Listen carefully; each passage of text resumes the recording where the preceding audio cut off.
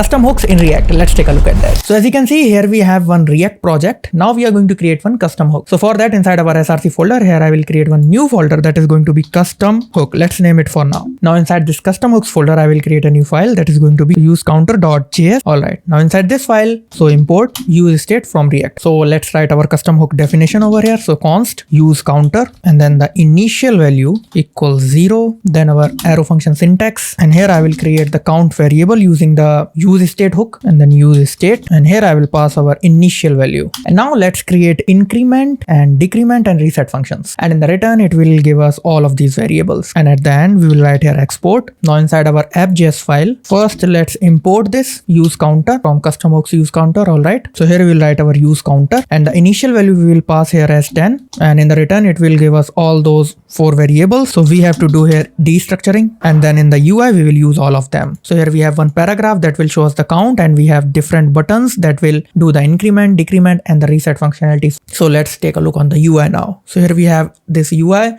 and the initial count is set to 10. So now we can increment it and decrement it and we can reset it as well. Now, what is the advantage of using the hook over here? So the first advantage is we have extracted the entire logic of count into some separate file. That is one thing. And also there is one more advantage that we can use this logic anywhere inside our app in any component.